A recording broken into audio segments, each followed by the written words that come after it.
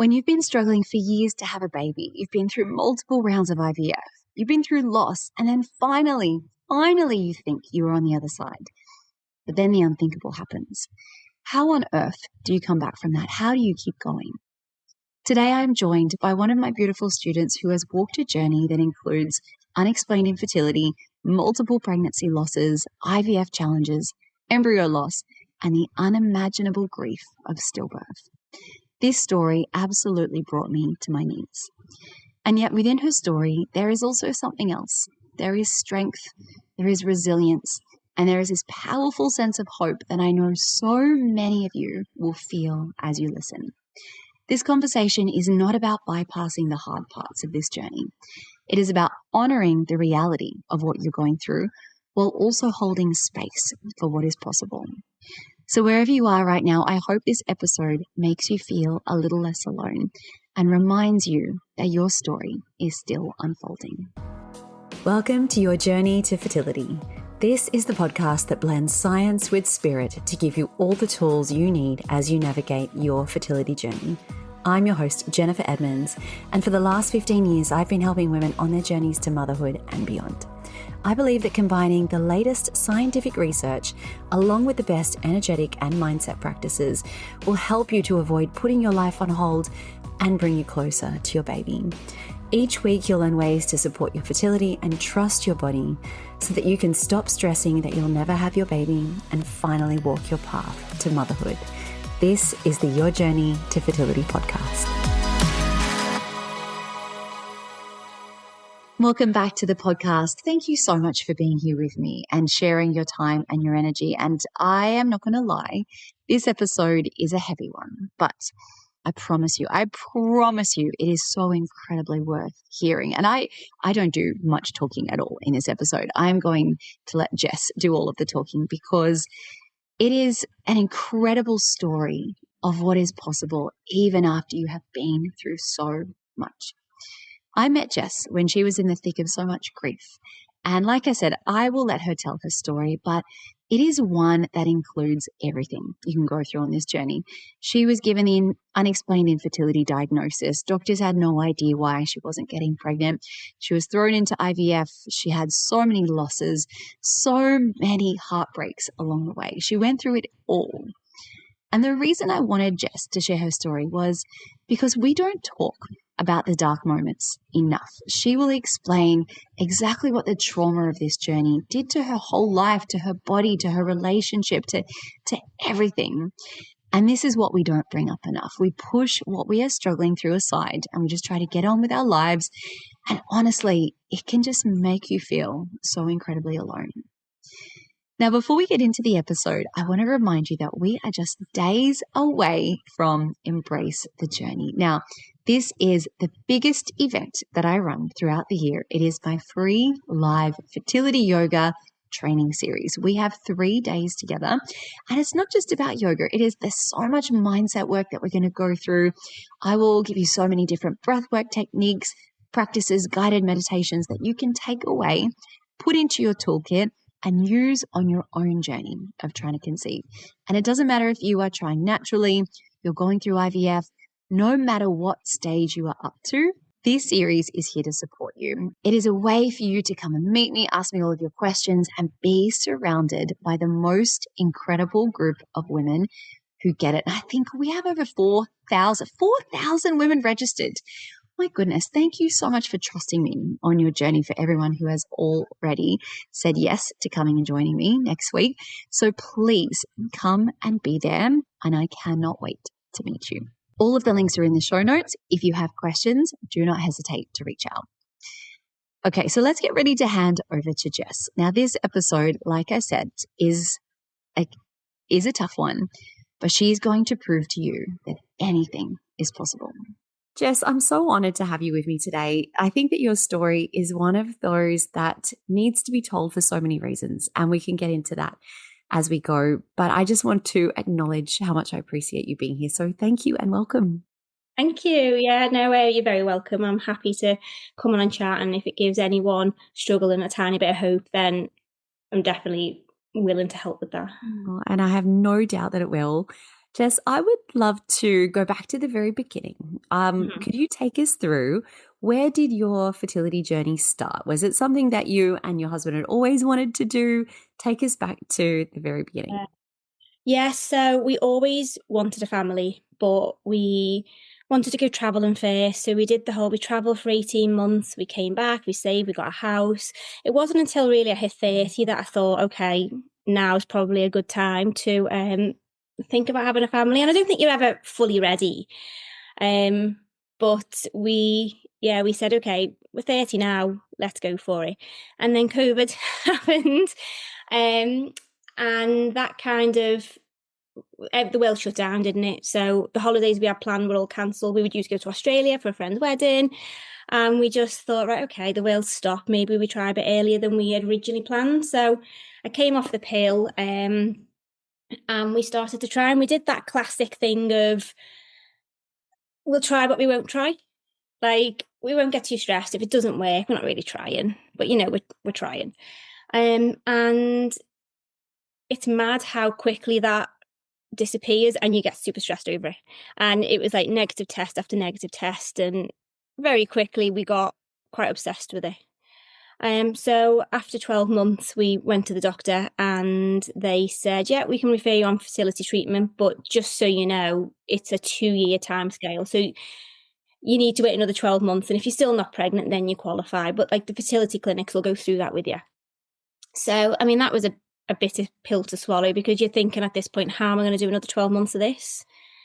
Because it consumed us. Like, everything we did was with getting pregnant in mind. So everything we ate, everything we drank, like, after that 12 months, it was like, okay, so we're clearly not doing enough. So what more can we do? So I researched everything. That's how I found like yoga to help and all the vitamins. And God, we were spending like a small fortune each month on vitamins, like an acupuncture. And like, I'll never ever build up the courage to work out how much we spend, because it'll depress me. Don't do it. No. So we did everything we could, and we just waited. We waited to get those fertility appointments. We had all the tests, and then they diagnosed unexplained infertility, which, again, for anyone who's been through it, it's so hard, because they're telling you there's nothing wrong. But clearly there is, because you're still not getting pregnant. So they said, just, carry on as you are, do what you're doing. And if you're still not pregnant when you hit that 2-year mark, well, then we'll get in touch and we'll sort the paperwork for IVF. And that's what happened. So in the December of 2 years, we were approved for IVF. And oh God, it's such a thought. I think you're going to have to go through it. It's such a long process. So it got to Christmas, and Christmas was a really difficult time for us, because it was another year. It's the same time every year, isn't it? It's another milestone. It's another Christmas. We still don't have a baby. And like, we'd not really told anyone we were trying. I only told my mum and dad when we went for those first initial tests after 12 months. And I only told them because family friends would be like, oh, when are you two going to start having a baby, a family? Are you going to try for a baby? And my mum would say things like, oh yeah, I don't want to be an old nana. And it was that made me say, do you know what, mum? Like, we have been trying for 12 months. We're actually getting tested. Like, we're desperately trying. So we're not really told anyone. You just carry on. And that's hard in itself, because you're going to work, you're smiling, you're going out with friends, you're acting normal. But inside, at home, it's so hard. 2 years in, we were kind of like, we were living day to day. With the only time we were like doing anything nice was in between appointments. It was like, okay, we've not got an appointment for 4 months, so let's book a holiday. It wasn't a holiday we wanted to go on per se, but we were booking it because we had the chance to book and go away while we could. So we got approved for IVF finally after 2 years. And that January, so a couple of weeks later, we found out we were pregnant for the first time. And that was, it was just a confusing time for us, to be honest, because I was thinking, why now? Like, we've just been approved for IVF, like, why now? And people always say, don't they? Oh, they know someone, like a friend of a friend whose cousin got pregnant after they've been trying out, after they got approved for IVF. And you never think it's going to happen, but it did. But I don't know, a part of me was just really unsure. My initial gut reaction was, thank God we don't have to do IVF. That was my initial gut reaction when I got that positive test. And I didn't register the pregnancy straight away. I think somewhere inside had a feeling it wasn't going to last. And so I only registered it when I started to bleed quite a lot. And that's when I went on, registered it, and it said, like, ring this number if you've experienced any of these symptoms. And that's what I'd experienced. So I rang them. They said, give it a day or two. If you're still bleeding as heavily as you are, you might want to come on in. So a few days later, we went in. And at that point, they examined me and said it was a threatened miscarriage. So my cervix was still closed.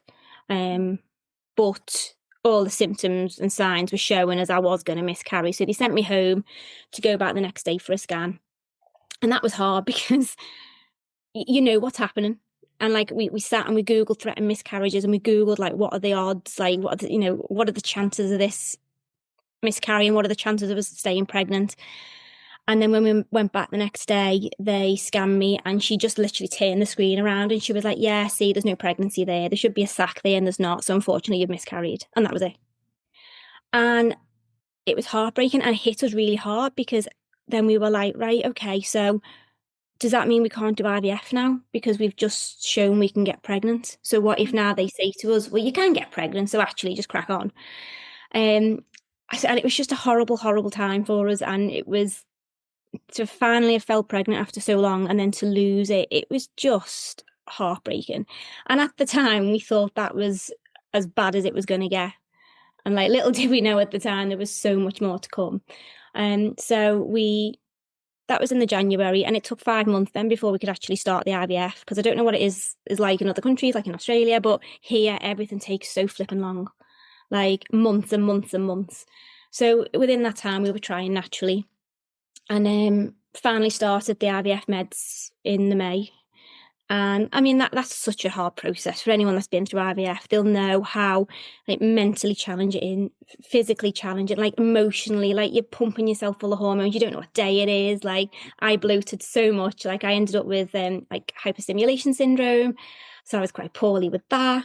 And because of that, they halted then our IVF process. So it was again another 3 months after that before I could actually go ahead. And this whole time I was just thinking, I'm nearly another year older. That's all I could think, was like, are you joking me? It shouldn't take this long. But we went ahead, we did the transfer, and it worked. We got pregnant, and we were thrilled because we'd steadied ourselves for, it doesn't always work first time. First time can be a test to see how your body responds to stuff. But it did, it worked. And we went in at 7 weeks, we saw the scan, there was a heartbeat, and we started to relax a little bit. And we thought, okay, this is great. And then the pregnancy just carried on. Normally, I didn't really have any issues. And it was just before our 12-week scan, I went to the toilet and there was blood and I was spotting. And there wasn't a lot, but I freaked out. Like, I think it was because we'd had a loss several months earlier. I just panicked. And we went in, and by the time I'd got seen by the doctor, I'd stopped bleeding. Anyway, he actually took my pad out of the bin and said, is this yours? And he was like, oh, there's hardly anything on that. You're fine. But he said, we'll get you booked in tomorrow for a scan, and we'll see what's going on. We'll see where this blood's coming from, see if there's anything untoward kind of happening. So we went home, and then the next day went in very early for this scan. And I don't know, that night I wasn't particularly worried, to be honest. I just thought, okay, it's just a routine scan. Like, the doctor didn't seem at all bothered by the fact that I was bleeding because I'd stopped. But when we went in the next day, something made me ask. I was like, do I need an empty or full bladder? Is this an internal or a tummy scan? Because I was 12 weeks by this point, so I expected a tummy scan.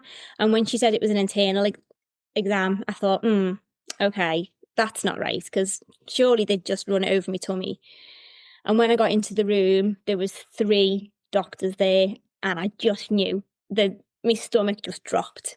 And they were all looking at me, and as you're getting undressed, they were saying, and how far are you roughly? And I said, oh no, I know exactly how far I am, because it was an IVF pregnancy. And you could just hear the tone change, and they were like, IVF? And you could just hear like the dread in the voice of what they were going to have to tell me. And it was at that point that I just completely zoned out. I don't know where I went, but I completely disassociated with the whole process. And I just remember I could feel like my partner's hand on me shoulder, like he was digging his fingers in. And the doctor was like hitting my leg, and she was rubbing my leg, and she was saying, sweetheart, do you understand what I'm saying to you? And I was like, sorry, I literally didn't listen to a word you said. And she said, I'm really, really sorry, but I can't find a heartbeat, baby's died. And I couldn't believe it. Like, not one part of me going through IVF, I kind of thought you go through IVF, you get pregnant, you're done. You're going to get a baby. And it was just, I just couldn't believe it was happening again so soon as well after, our first loss. And I just wanted to get off that bed and go home. And I was just like, okay, thank you.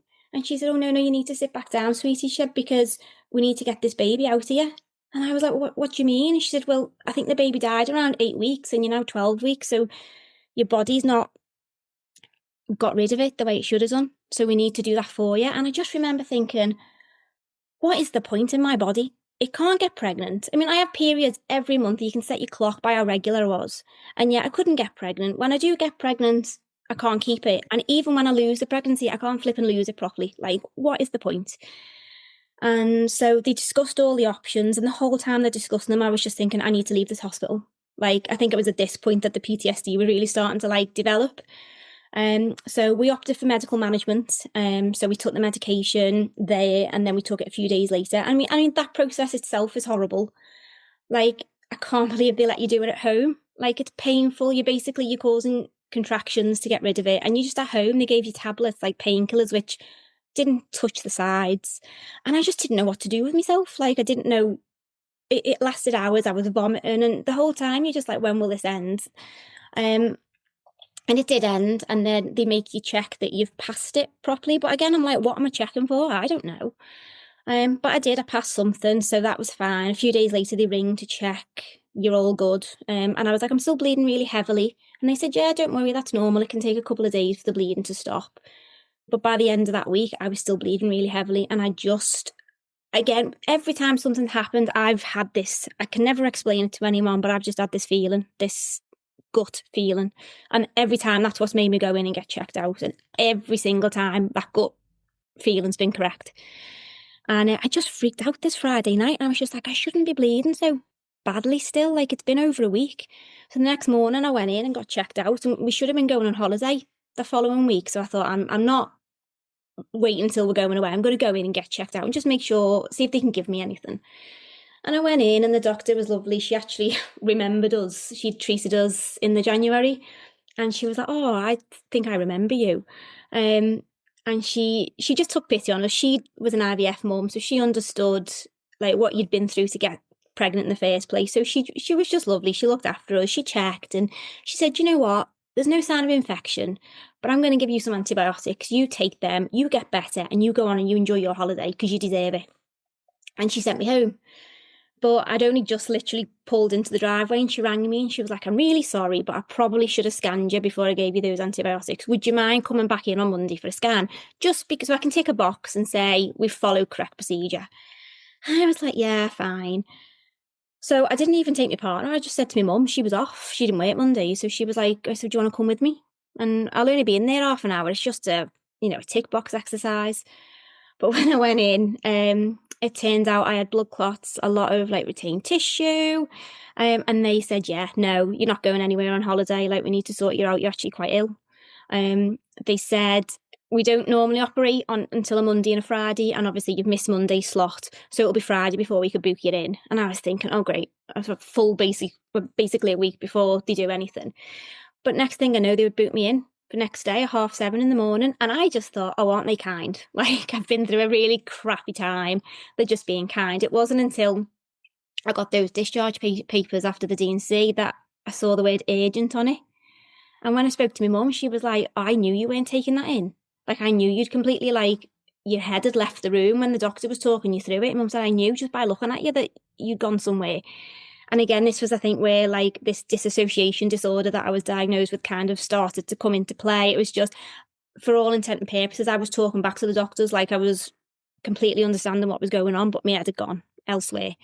And that was the only way I was getting through what was happening. But it hit me really hard because I just, again, like I said before, I just felt like I can't do anything properly. What the hell is wrong with me? I eat well, I exercise, I've never smoked, I don't do drugs. Why is my body letting me down so extreme? Do you know what I mean? It just felt so unfair. And that hit me really hard. And I just wanted to speak to someone, but when I rang the IVF clinic, they were like, right, okay, well, the consultant's got no appointments until the new year. And this was October. So there was nothing we could do other than just try and make it through to the new year. So, we tried, because for us, every month was an opportunity. And every month we didn't try felt like a wasted month. So even though we weren't maybe mentally ready, once I was physically ready, we were like, right, let's just try, because, we want to get pregnant. So we were just waiting. We were just trying. And then that January, I found out I was pregnant again. And that was our third pregnancy in 12 months. And this time there was no happiness when we got that pregnancy test. It was just fear. It was just anxiety and fear, because I just remember looking at him and saying, I don't know if I'm ready to lose another baby. Like, I've not recovered after the other two. Like, I was back after the first miscarriage. I was in work miscarrying. I went straight in, because I was just like, no, it's not happening. I'm just going to go into work. With the second one, I only took like 2-3 days off. And again, like, close friends were saying to me, just stop. But I was like, no, I'm just going to go into work. It's not happening. And that was how I was dealing with it at the time. That's what was getting me through at the time. I was just head in sand. If I just carry on, it's not happening. But when I fell pregnant that third time, I was just so scared. So scared of what was to come. I was referred to the reoccurring miscarriage clinic. So they were looking after me. I was getting scanned quite regularly. But during that pregnancy, I bled a lot. And every time I went in, they were like, oh, yeah, no, some women just bleed in pregnancy. It's fine. I can't see a problem. And I know it's like really anxiety provoking, but you're fine. And I was thinking, I'm not fine. Like, this is terrifying me. So, like, during that pregnancy, my anxiety was just through the roof. But we passed 6 weeks when we first had the first miscarriage, and we were like, right, okay, we've got past that 6-week mark. Then we got past 12 weeks, and we were like, right, okay. And, 12 weeks, people celebrate, don't they? 12 weeks, people tell everyone 12 weeks, the risk of you losing that pregnancy are massively reduced. So we were like, right, okay, thank God, we've hit 12 weeks, we can relax. And we told family and friends, and it was so lovely being able to do that, because there was a time when I thought, we're never going to get that opportunity. I'm never going to get to go and see my nana. Like, my nana was getting really old. She's 96 now. And I just thought, I really want to be able to sit and tell my nana that I'm pregnant and I'm going to give her a great grandchild. And, it was nice that we got to do that. So yeah, the pregnancy just progressed. I was already really suffering with anxiety at this point. And there was one day where I just couldn't stop crying at all. No matter what we did, I couldn't stop crying. And I actually said to him, do you think there's something wrong with the baby? And he was like, why on earth would you think that? And I said, well, I just can't stop crying. And I just feel like that's my body's way of telling me something. And he was like, no, don't be daft. It's probably just your hormones.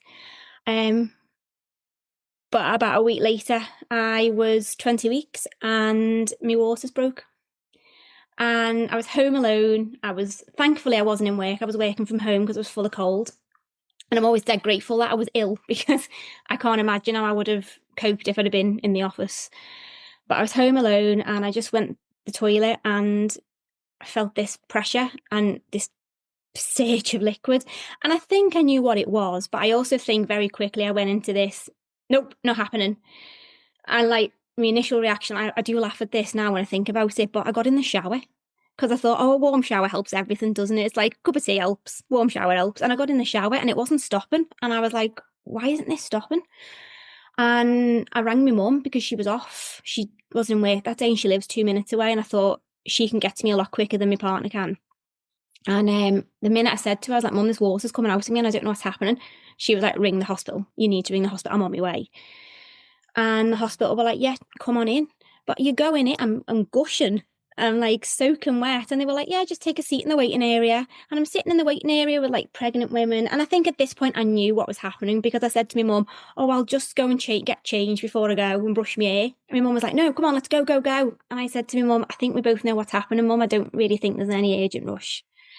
But yeah, so eventually I got seen at the hospital, and I just expected them to say, yeah, baby's no longer got a heartbeat. But I was so surprised, because there was a heartbeat. And I was like, oh, what does this mean? And I was like, oh my God, I'm not losing the baby.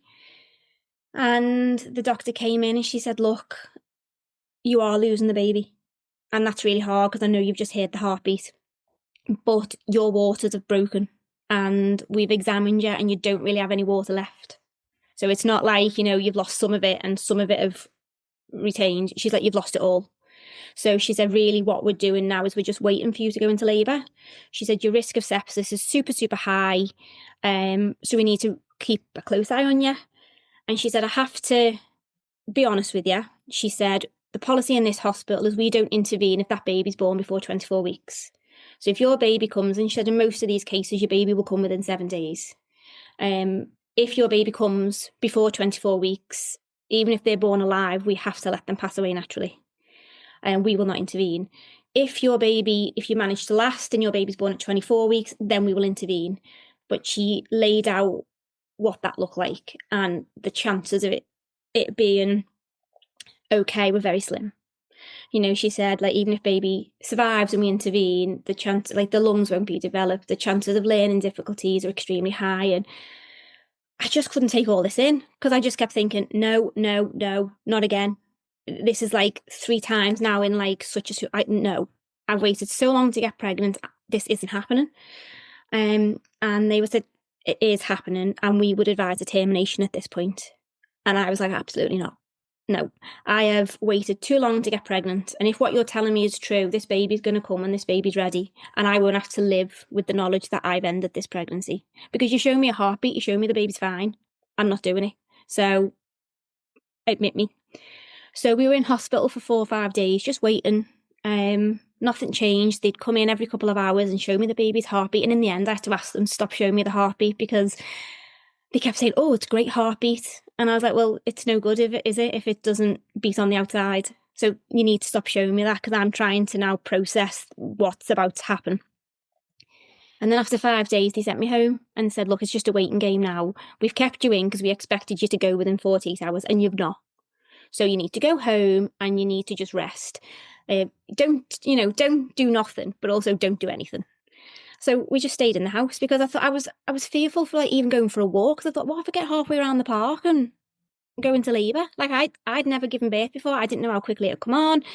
We just stayed put at home, and a friend, her mum was a midwife, and she kind of said, look, raise your bed, raise the end, like put books or something under the end of your bed, and that will help gravity. So my dad come round, he put bricks at the end of the bed. Oh my God, it was so uncomfortable to sleep. But we just did everything. I basically lay in this like position for 2 days, just waiting and waiting and waiting. And they'd said, because your risk of infection is so high, I had to take my temperature every couple of hours. And they said, the minute you get any form of labour pain, period pain, whatever, you have to come in. It's not like a normal pregnancy where we tell you to stay at home until you're a bit further on. You have to come straight in. Because they were very, like, I say dramatic, but that's the way it was. But they said, look, worst case scenario, you can end up really, really ill and even dying if it's sepsis and it hits hard, because my infection markers were showing was really high, and they couldn't understand why I was well in myself when my infection markers were so high. They were testing me for COVID, they were testing me for all sorts, because they were like, your physical appearance doesn't match up with your test results, essentially. And each and every day they'd say, we recommend a termination, we recommend a termination. And every day I'd say, yeah, thanks, but no thanks, I'm just going to wait it out. But it was a week later, and again, like I said, I just had this gut feeling. I got in a hot shower, and when I got out, I said to him, I think that was the last time I'm going to shower with this baby. And lo and behold, a couple of hours later, I started with the period pains, and we went in at like 3 a.m. and it was hard, because there's no way, I don't know what it's like in other hospitals, but I was just put on a ward with other mums who were waiting to have babies. So there was a curtain around us, and we were in a ward with women who were waiting to go down and have cesareans. And you could hear the doctor saying, okay, you're ready, we're going to go meet your baby. And we were sitting there behind a curtain like, right, okay. And then they'd move us to another ward. They moved us like a day ward where women were getting ready to go home. So the woman in the bed next to us was talking about the going home outfit. And we were in this bed next to them with this curtain. She was excitedly talking about what she was going to dress a baby in to go home. And you could hear the cries of the baby. And we were sat there waiting to have a baby that we knew we were never going to take home. And it was just awful. And the midwives kept saying to me, well, you're not necessarily going to have this baby today. Like, this can happen. Like, we've known this to happen before, where, the woman's carried on. And I was like, listen, I'm having this baby tonight. I'm sorry, but I am. And I did. And a couple of hours later, I went into active labour. And it was so hard, because I'd not got far enough for anyone to teach me about breathing or positioning or any of those things that happen when you go full term. And we were, by this point, we'd been moved to a separate side room because I was at this point bleeding very, very heavily. So they were monitoring blood loss. But literally about an hour before I went into labour, the consultant scanned me and the baby's heartbeat was still strong. And he said to me, look, you might still go home tonight. And I was like, pull the other one. But yeah, I was contracting, I was in severe pain. And I remember this midwife just said to me, this young midwife, and she just said to me, just breathe. And I just screamed at her, I don't know how to breathe through this. No one's ever told me. And I think then she realised that I was so early. Of course, no one has ever told me. I was only 21 weeks. But they very quickly moved me to the delivery room, which it was a bereavement suite. And he came so quick. And I remember the midwife saying, did you know what you're having? And we said no. And she said, he's a little boy. And she took him away. And then I had retained placenta. So I hemorrhaged, and they were just working on me for a couple of hours trying to stabilise me. And we always assumed that he was just born sleeping. Not one part of us had ever considered that he might have been born alive. And it wasn't until the next day, really late on the next day, 5 p.m. the next day, that someone told us he'd been born alive. And that just took us by such surprise.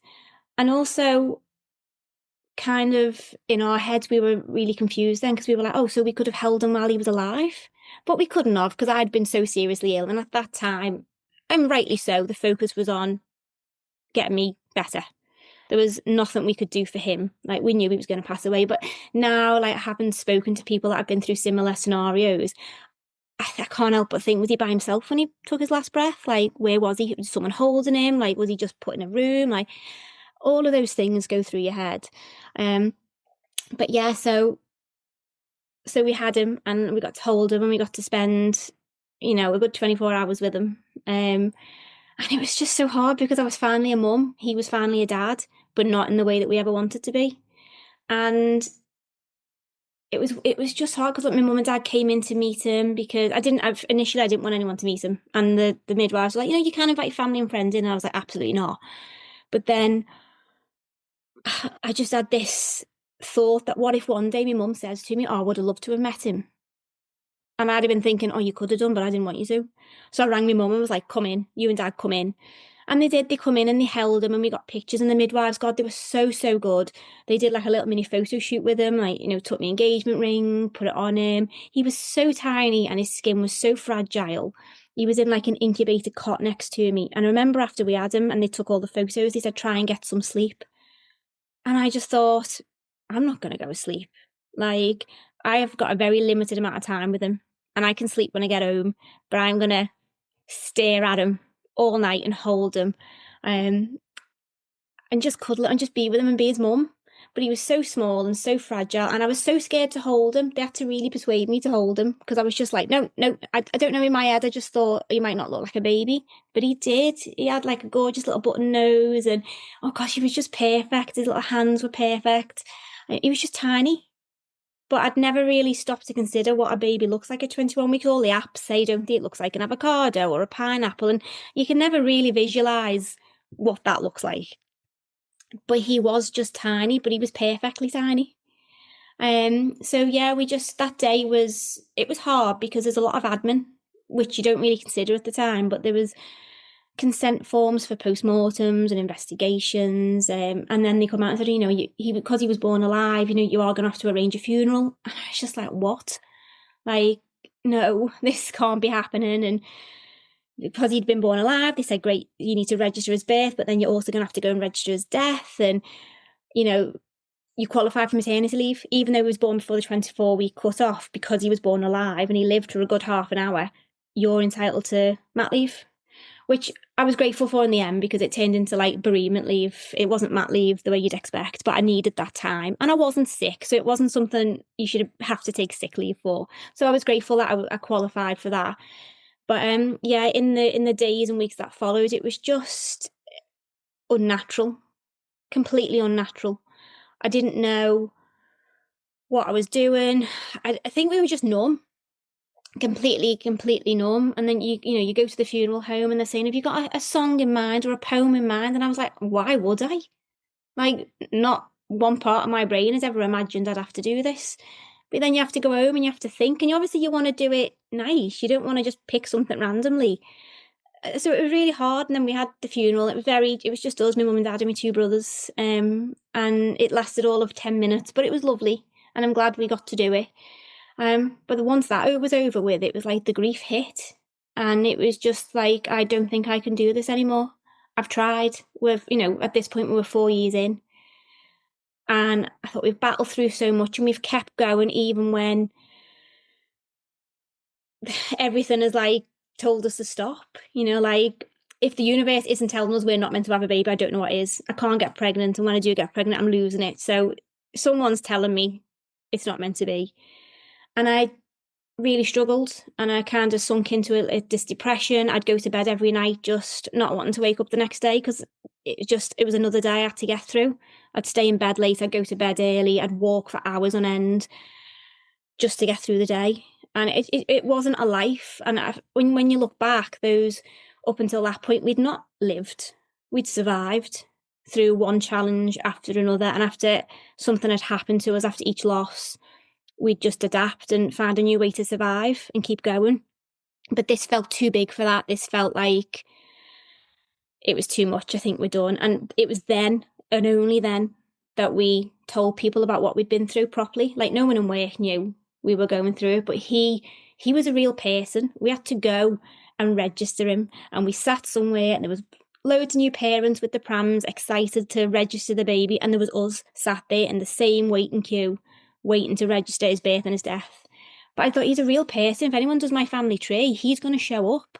Like, he's not a secret, and I don't want him to be a secret, and I want everyone to know that I'm a mum.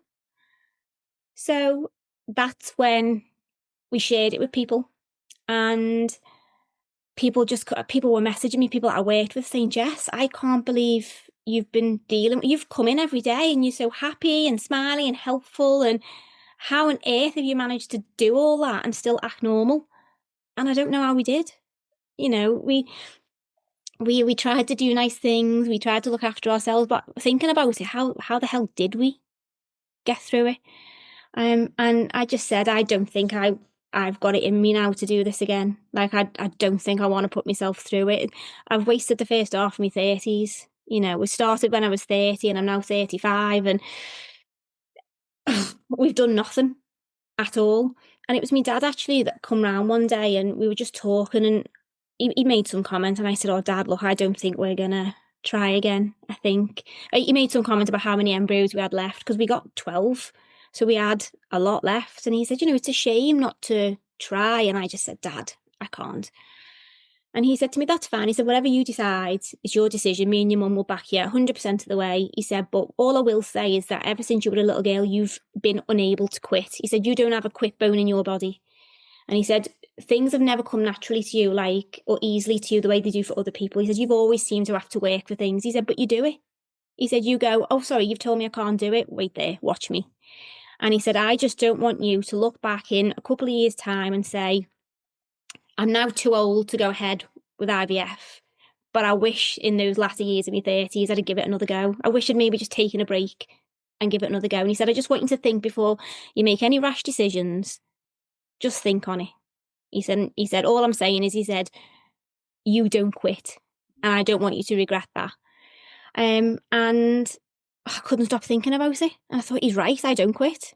Like, the worst thing someone can say to me is, you can't do that, because I will literally go all out to prove you wrong.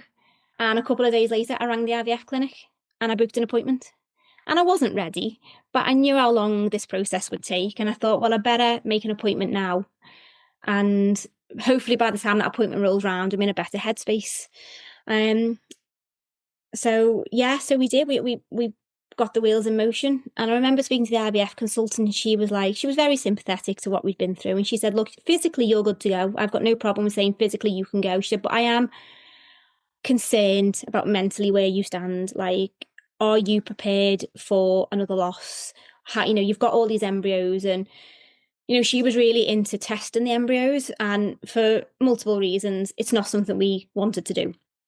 And she just said, all I'm thinking of you is, are you mentally strong enough to go loss after loss? And, some people have 10 more. Like, there's no limit on how many you can have.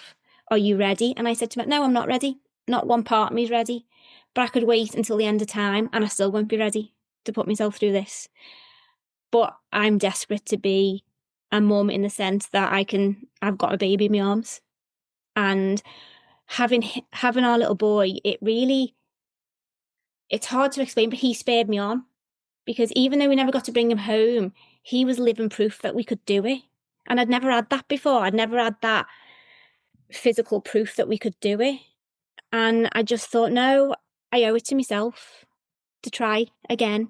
And if it doesn't work, it'll be horrendous, but we've got through it. Like, we're a great team. Like, I know now without any doubt that I'm with the right person because we got through it. And I just thought, right, as long as we're together, in this together, we can do it. So we went ahead. And in the October, we went ahead with the transfer. And I did everything that I did the first time when it worked. Like, even down to what flipping socks I wore. I did it all. And I was like, right, it's going to work because it worked last time. And I've proved I can get pregnant and it's fine. All I was worried about was loss. But then the transfer didn't work. And that just, it just turned my world upside down because I was only getting through the year because I was thinking, right, I'll be pregnant before Christmas. And then it's fine because that milestone will come again, but I'm pregnant and it's fine.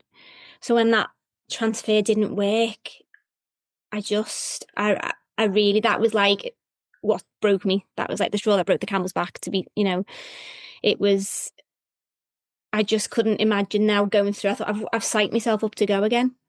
And now this, like, that's so unfair.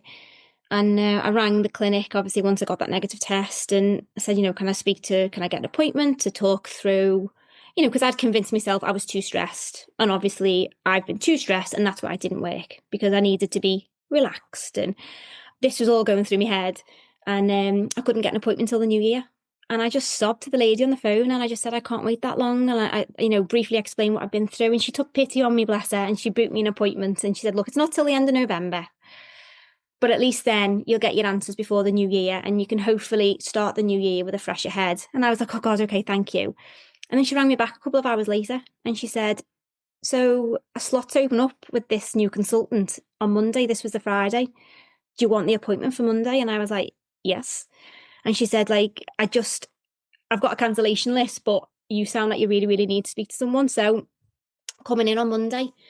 And it was just speaking to a different consultant was like a breath of fresh air. He just had a completely different mindset to the other one. He was like, yeah, look, you can get pregnant. It's just really unfortunate. Like, life's a bit shit and you've been dealt a really shit hand. But that's no reason for us not to do what we've been doing because what we're doing is working. It's just not worked out for you the way, we'd like.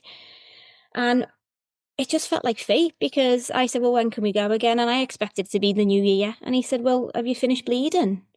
Because obviously I'd come off all the medication and I'd had that withdrawal bleed. And I said, well, yeah, I think today's my last day. And he said, right, well, we can go again then when you ovulate in like 2 weeks' time. Go and wait in the waiting room. I'll get all the consent papers. And it was just, we sat there and we looked at each other and we were like, this feels like it's meant to be. And yeah, we went ahead. The transfer worked. We got pregnant and we were absolutely terrified. And every day was a day to be thankful for. And we'd go to bed every night really grateful we'd got one step further, and we'd wake up every morning just praying to whoever would listen that this wouldn't be the day our world would crumble again because we were not ready for that. And like when the pregnancy worked, I remember saying to the counsellor, shit, what have I done? I was so focused on just being pregnant again that I didn't really let the thought of losing it again enter my mind, and now I'm panicking. And it was a really, really easy pregnancy in terms of I didn't really have any bleeding. Apart from like one episode, it was a straightforward pregnancy. But mentally, it was the most challenging 9 months of my life. I did not enjoy a single day of that pregnancy. I was so fearful. I lost like the ability to go to the toilet because I was so terrified of seeing blood that I just decided I just stopped drinking. And I know in my mind I was like, well, that's not good for the baby, but the overriding fear of seeing blood kind of just took over all that and was just like, no, don't drink, don't wee, you'll be fine. So I had to like be coached into like just how to go to the toilet properly again. I really struggled with scans, like each and every scan, and they were scanning me every 2 weeks from when I was 6 weeks. So 6 weeks I got a scan, then 7 week IVF scan, and then after that every 2 weeks from reoccurring miscarriage to a clinic called the Rainbow Clinic that looked after mums to be who had experienced like a preterm loss.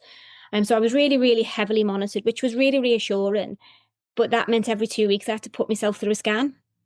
And I can't explain how ill that used to make me. My heart rate used to be through the roof. Like I could never look at the screen. I'd zone out. I'd like completely switch off. Like I said before, I'd disassociate with the whole process.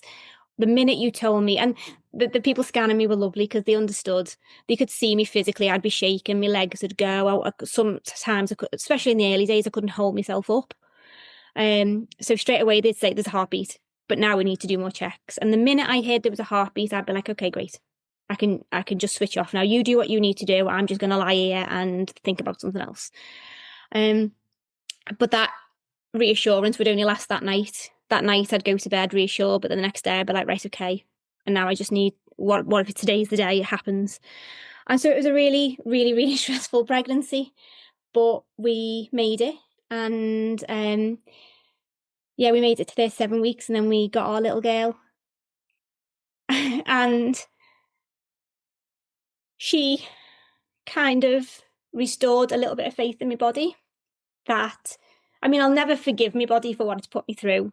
And I think any woman that's had a loss, you do blame yourself. And it doesn't matter how much counselling you have, how many people say to you, it's not your fault. You know that. But there's a small voice in your head that says, but it was, it's you, your body.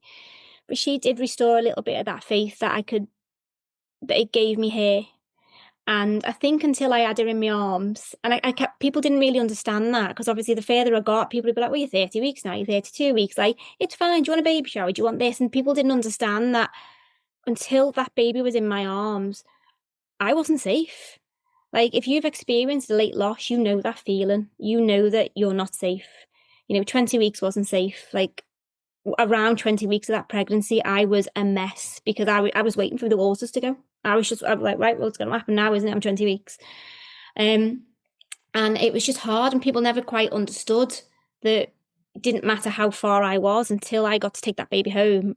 I couldn't relax at all. I didn't have any baby clothes in. I didn't bond with the bump. In fact, I really struggled being pregnant.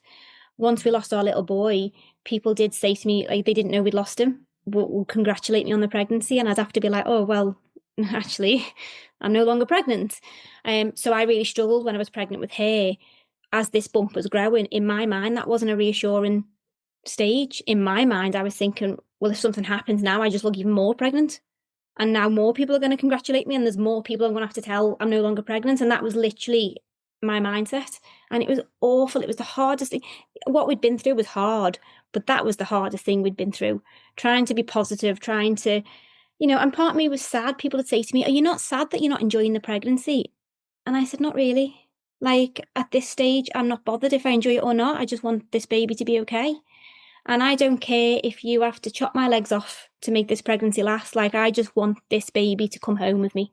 And I don't need to enjoy the pregnancy to get that baby. I just need to endure 9 months of whatever this is. And then I'll be okay. But yeah, so we got our little girl, we got our rainbow baby, and she is everything we ever could want. And it's hard because a lot of people are like, is she your first? And I always answer, no, she's not, but she's the first one we got to take home. Because we were a mum and dad the year previous. It's just we weren't a mum and dad who got to show our baby off. But that didn't change the fact that we were parents. Like, we were. But with her, we're parents and we're able to show her off and we're able to enjoy those moments that everyone else gets to enjoy, taking that baby home, that walk out the hospital. God, I'd seen so many people post that picture on Instagram and think, will that ever be us? And I just couldn't wait to do it. I couldn't wait to show off that picture and be like, we did it.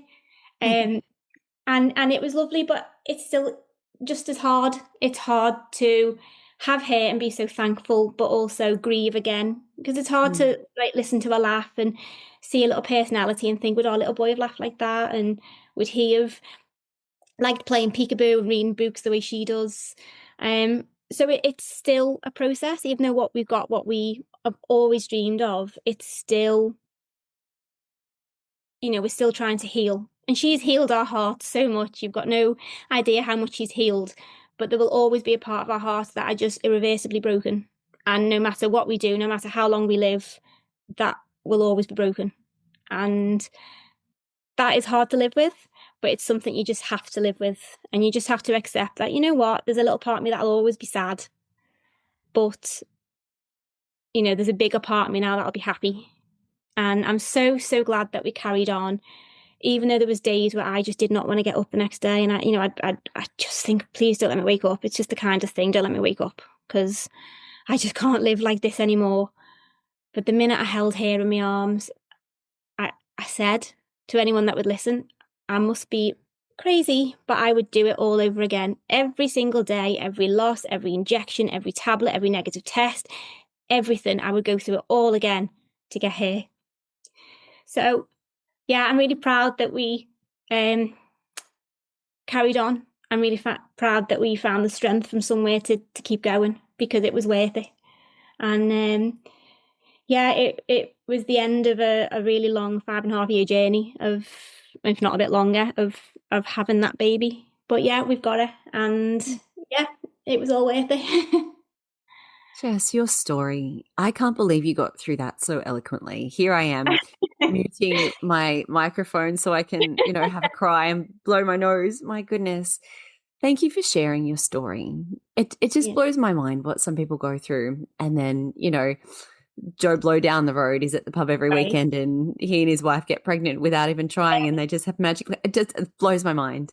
Yeah. Oh, there's just so much to unpack with this. There were so many moments in your story where that was so traumatic, and it sort of seemed like people were making passing comments, and the first technician at the hospital like showing you the screen, look, the baby's gone. And you just think people have no idea that it's not just about the loss, it's all of the little moments that come along with that. And there's so many unexpected things that you don't ever realize that you're going to go through. And the trauma of this journey, and you explained it so incredibly well, this idea, like you think about people who go into traumatic experiences, like they've come back from war, or they've been in an accident or something. You don't go back and put yourself in that position again. Like if you come back from war and you've lost a leg, you're good. You don't have to go back to war. Yeah. Pregnancy loss is the only thing where you actively put yourself back in that place. And, there's no simple answer here, right? Because if you want the baby, there's not many other ways to do it, and it's just, people don't realize the impact of it is classic PTSD, what you described. This having to go for another scan and just waiting for the news. And Jess, I just wanted to thank you for sharing all of that so well, because I'm sure so many people can relate to this, and no one acknowledges them. No one tells them this is really not okay. And I hope that that all of those things that you went through, none of it was okay.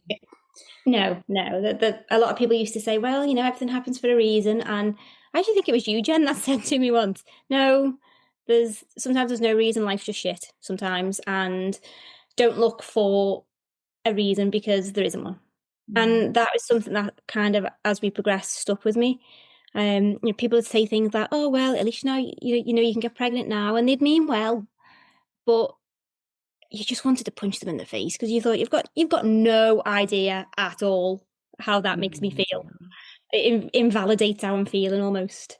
But yeah, you're right. It's hard. Like a counsellor actually, believe it or not, said to me once, I was getting counselling through the IVF clinic, and I was trying to explain that I was having panic attacks almost daily.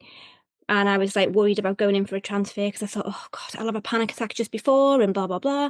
And she said to me, so hang on, you're telling me you're going to have a panic attack before you go into the hospital and you're still going to go ahead with this transfer? And I said, yes. And she said, well, why on earth would you put yourself through hell if you're that bad? And I said to her, well, I've been to hell and back more times than I can count, more time than is fair for anyone. I'm doing it. And no one will tell me otherwise. Like, I'll have the panic attack and I'll brush myself off and then I'll go in, and it won't be easy. It'll be horrific, but I'm going to do it nonetheless. But yeah, I think that's what you're saying is true. Pregnancy, if you're that desperate for a baby, you will do whatever you can. And no matter how many times you're knocked down, I think most people have such a drive to get that outcome that they will put themselves through ongoing trauma. And that's really hard to deal with because there's no rule book for that. There's no way to deal with it. And, you know, people, unless you've been through one of those things, infertility, IVF, loss, whatever, you cannot begin to understand. You can try to understand. You can, empathize with people, so to speak, but you do not know what it's like. No, people have no idea. And it always blows my mind a little bit that clinics often have in-house counselors. And I hear this so often that they say very triggering things to people. I have the same experience. Like, why are they employing these people that have no idea what to say to patients? It just is incredibly confusing. Yeah. Oh my goodness. And I do remember saying that I absolutely believe that not everything happens for a reason. I think sometimes horrific things happen to people for no good reason, and like there's no silver lining. But it's what you do next, I think, that determines what your life can be. And that is where I think, gosh, your journey is just such an inspiring one, because you said, you know what, I will be waiting till the end of time, and I can't have a baby when I'm 95. So I'm just going to have to go through the hard stuff and do it. So how did you get through it? What were the things that you leaned on? What were some of the practices or the people, or what helped you through those 9 months? So mindfulness to a degree. I have always exercised, and I've always exercised just to clear my head rather than losing weight or anything like that. But somewhere along the way, a bit of research told me, and an IVF consultant confirmed it, that actually you probably shouldn't be doing HIIT exercises when you're struggling to conceive, because, that's using up a lot of vital energy that your body needs in order to get pregnant. So I was like, okay, well, if I can't do the exercise I'm used to doing, what can I do? So that's when I started looking into things like yoga. And admittedly, the first few times I tried yoga, I really struggled with it because my head was racing. Like, I was at a point where my head was going like 10 miles an hour constantly, like 100 miles an hour constantly. And to lie there in like stretches and positions was just an opportunity for my brain to be like, oh, great, I've got you for a minute. Like, here's all these thoughts that you didn't want to think about when you were busy, but now you're not busy. Let's have a chat. So it took me, I had to train myself really to get into the yoga. But then I found I didn't even want to just do your bog standard yoga, because everything, like I said earlier on, everything we did was, how is this going to positively impact our chances of getting pregnant or remaining pregnant? So I didn't want to just do yoga for the sake of doing yoga. I wanted to do specific yoga that was going to help me, help my body, help my head. And I think that's when we found you and when we contacted you. And that was really helpful because I felt, okay, great, it's having the effect of it's reducing my stress levels, which we know is going to help. Or, just it's going to benefit me. But I also feel like I'm exercising correctly now for different times in my cycle. I realize, like, now I know that if I feel tired, I am tired. Rest. What are you doing going for a run or picking up weights? Your body's shouting at you to calm down. So calm down, So that really, really helped. It allowed, and my partner did it too. And he's not into anything like that at all. But he was like, I'm also, if you ask me to do something, I'm going to do it. We went to acupuncture together. We did yoga, not together, like we were very much in separate rooms, so we didn't make each other laugh. But but yeah, we really leaned into that practice, and it really had the effect of, even if it was just for 20 minutes a day, I could switch off. And for just 20 minutes a day, I was able to look after me. And that, even to this day, when I get a chance, it's hard with a little baby, but even to this day, that's my way of relaxing. I will do 20 minutes. And, really understanding how that can help made such a difference. Like I've got a science background, like that's what I do as a job. And to me, there's always has to be like, but why is that helping? Like, what effect is that going to have? And yeah, so walking and yoga, that was the only way we got through it. We'd lean on friends and family, but like I said, they didn't understand. Then they meant, everything they said, even when they made those comments, like, at least you can get pregnant. It was always from a place of well-meaning and love. So I could never really be super angry at them, because I know they weren't saying it to trigger me. They were saying it because they wanted to say something positive and they didn't know what else to say. But I found that once we were very open, like once we lost our little boy, once we were open about it, the amount of people that came forward and it was a bit like, oh, I did IVF, if you ever want to chat, or, we had a late loss, if you want to chat. And, oh, we didn't have fertility issues, but we did have reoccurring miscarriage, like, if you want to chat. And I found that being able to chat to people that have been through it was so helpful, because they don't judge. They don't judge how you feel, how you think. Like when I was pregnant with my little girl, I felt like I couldn't complain. I had severe morning sickness till I was like 20 weeks. And I felt like I couldn't complain because, I was so desperate to have a baby. I didn't want people to think, oh, well, yeah, you've wanted this so bad and now you're moaning. And it was the counsellor that said to me, no, hang on a minute. You can very well moan about that. Like, that is awful that you're so ill for such a long time. Why have you lost the right to moan about that? You've earned it just like anyone else, if not more. So yeah, I found that leaning on people, friends of friends or whoever, they all started out as strangers and now they're all friends. That I found leaning on people who genuinely understood to be super helpful. And I would say to anyone going through it, if you can find someone who understands completely, lean on them, because it will make a difference. Just being able to say what you'd never build up the courage to say to anyone else, they get it. They'll text you back at 3 a.m. and say same. So yeah, that's how we kind of got through it. I'm just blown away by how positive you are, and the fact that you are smiling through this whole conversation. Honestly, it's really amazing, Jess, to be able to speak about your journey without any bitterness and without any untoward feelings about anyone. I'm so inspired by you. And I think that was one of the reasons I really wanted to share your story, was because, as you said, all these people were coming out of the woodwork and saying, hey, actually, this happened to me. And we don't validate what people have gone through, and we don't let them share their stories. For some reason, this is just such a taboo topic that we're not allowed to trouble people with, right? People are scared to even ask and scared to comment. Like, unless we mention our little boy, people won't mention him to us. Yeah. And like, we talk about him, like we've got pictures of him. He was a part of our family. We're always going to talk about him. Obviously not every day, but there's occasions where it feels right to talk about him.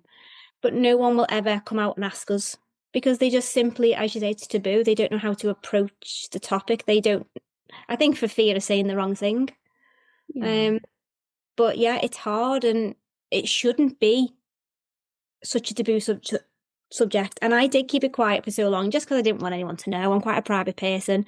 I didn't really want people in work to know, we were going through this. It was no one's business other than mine. And I shared it with the people, close friends and family, that I wanted to share it with.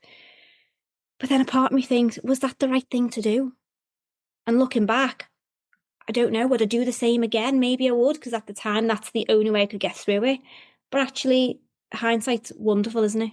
And like, with that benefit of hindsight, would have sharing it and speaking to more people sooner have released some of that mental load that I was carrying for so long? I don't know. I'll never know, because that's not how it plays out. But, it's hard, isn't it, to sometimes question your decisions when you're in such a hard, horrible place.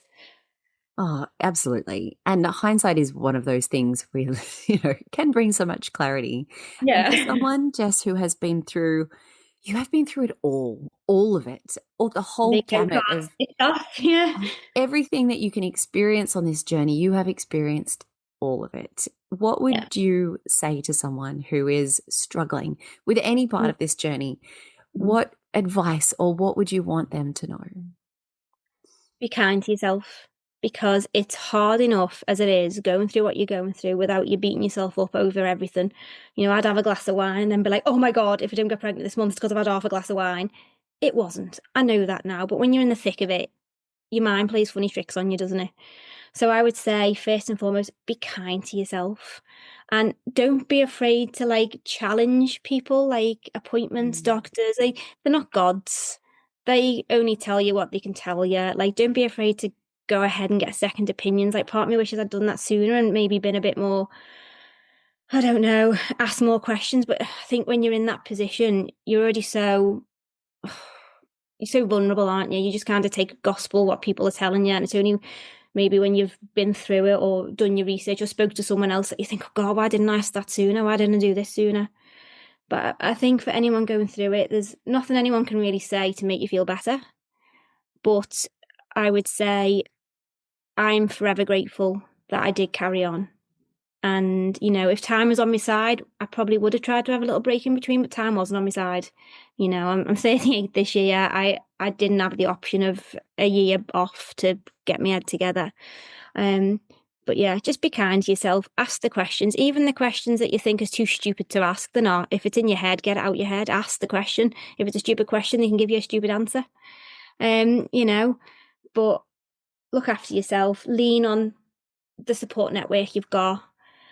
Anything in your life that is negative or causing negativity, get rid of. You don't need that when you're going through what you're going through. And just, you know, look after yourself, look after your partner, look after your unit, because ultimately that's what you're going to lean on if things don't work out the way you want it to.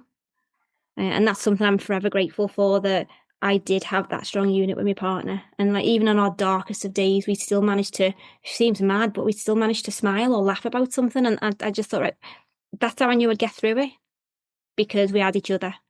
And, you know, we did have that conversation. What if it's just us? Are we okay with that? And of course we weren't okay with that, but could we live with that? Well, yeah, we could. It'd be hard, but we could. So yeah, I'd just really say you're super important and you need to make sure that you're okay first and foremost. And yeah, I hope anyone listening that is going through that, like, I feel for you, and I wish them all the best, and I hope they get everything they ever want. Thank you so much, Jess. Thank you for sharing your story and for being here and for giving such beautiful words of inspiration and possibility for everyone who is still on this journey. So biggest gratitude to you. Thank you for listening right to the end of this episode. I know that this is a tough story to hear, and it is an important one because it's these really difficult things, like she explained, that we just do not talk about enough. Now, a reminder, if you need some ways to support yourself and you want to be surrounded by the energy of women like this beautiful group of people who understand what you're going through, come and join me next week at Embrace the Journey. All of the links are in the show notes. If you have questions, please reach out and let me know. Now, on the podcast next week, I am taking you through your complete fertility reset. If you are feeling stuck right now, if nothing is working, you have already tried it all, then this is the reset you are going to need. So I can't wait to have you back for that episode next week. But until then, I am sending you all of my wishes as you continue your own journey to fertility. I went through years of struggling through infertility, multiple diagnoses, IVF cycles, and pregnancy loss. And against all the odds, I managed to bring home 2 beautiful babies. So much of this defied logic. And that is what happens when you are able to shift your mindset, regain trust in your body, and find a new way of approaching your fertility journey. This is exactly what we're going to explore together inside Embrace the Journey. In this brand new live virtual experience at the end of this month, I will guide you through a powerful process that takes a deep dive look into how you can sync with your cycle, regulate your nervous system, and overcome all those limiting subconscious beliefs. All of this is with one goal in mind: to bring you closer to your baby. This is a 3-day event that shows you how to use the incredible practices of fertility yoga, meditation, and breathwork to see what is possible. Over the last few years, thousands of women from all over the world have taken this training with so many incredible results. So join the list now over at elementpilatesyoga.com/waitlist or follow the link in the show notes. I cannot wait to see you there.